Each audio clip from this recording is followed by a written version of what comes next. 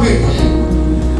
हर जन, चाहे छोटा हो, बड़ा हो, बूढ़ा हो, जवान हो, सब आशीषित होना चाहिए। आमीन, आमीन, आमीन।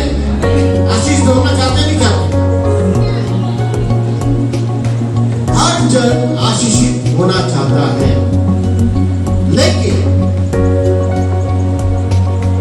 आशीषित कई हो जाते हैं, कई लोग नहीं होते। इसके लिए हमको जानना बहुत जरूरी है कि हम क्यों आशीषित नहीं हो पाते। प्रभु तो आशीष देने के लिए ही है, क्योंकि वो हमसे प्यार करता है, उसने अपने लहू के द्वारा हमें खरीदा है। आज हम थोड़ी देर के लिए आशीष के बारे में समझेंगे कि बाइबल में आशीष के बारे में क्या क्या चीजें हैं जो हमको करनी जरूरी है। हम आशीष तो मांग लेते हैं, कि क्या हम उस चीजों को फॉलो करते हैं?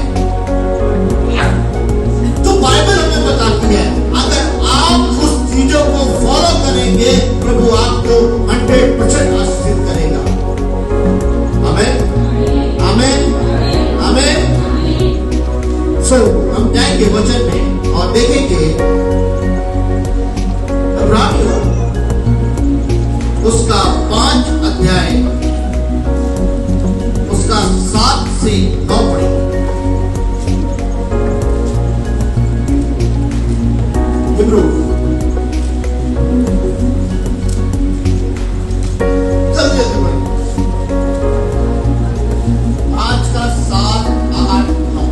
यीशु ने अपने देह में डरने के दिनों में ऊंचे शब्द से पुकार पुकार कर और आंसू बहा बहा कर उसने जो उसको मृत्यु से बचा सकता था, प्रार्थनाएं और विनती की और भक्ति के कारण उसकी सुनी गई।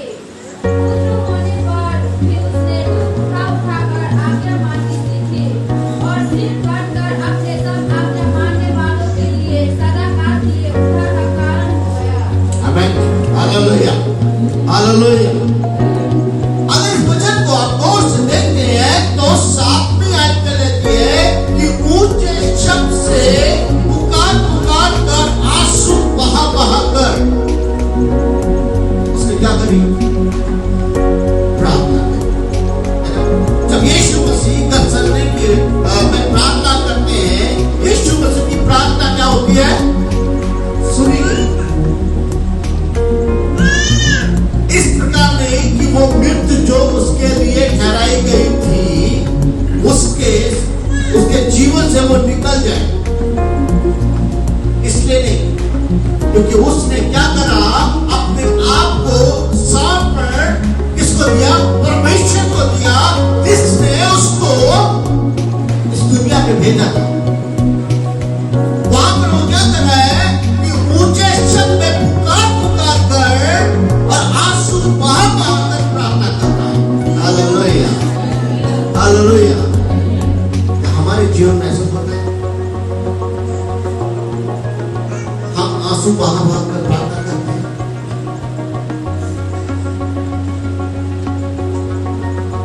इस अर्थ में परमेश्वर से सहायता प्राप्त की और अपनी नित्य पीड़ा में जा सके। कभी कभी हमारे जीवन में बहुत सी पीड़ाएं आती हैं, तकलीफें आती हैं। उसी तरह से यीशु मसीह के जीवन में भी वो तकलीफ थी। एक समय होगा जब हमें भी पीड़ाओं में होकर जाना पड़ेगा और हमारी निरंतर की गई प्रार्थना बिना उठ करके हो।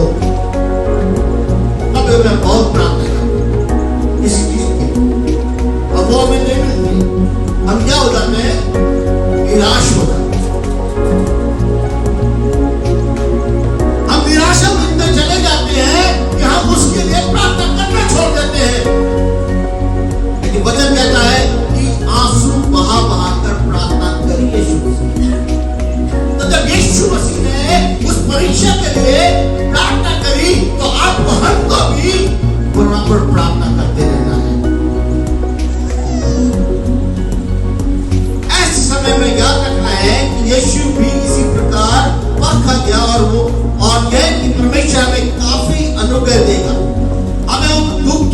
से निकालेगा, उसमें जो परमेश्वर हमारे जीवन में आने देता है।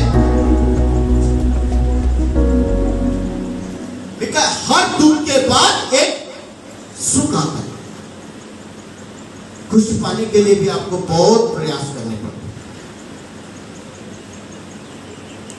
पूरे महीने भर अगर हम लोग काम करते हैं, अब काम करने के बाद एक दिन जब हमको पैसा मिलता है तो क्या होते हैं? हम निराश होते हैं। क्या हम निराश होते हैं? नहीं, हम क्या होते हैं? खुश होते हैं। उस दिन हम अपने आप को बहुत आशीषित समझते हैं कि हमने महीने भर पूरा मेहनत करी। बच्चे जब पढ़ाई करते हैं और पढ़ाई होने के बाद जब उनका रिजल्ट आता है तो वो क्या निराश होते हैं? खुश होते हैं, क्योंकि उनने दिन रात पढ़ाई करके उस उपलब्धि को प्राप्त किया है। Hallelujah, hallelujah.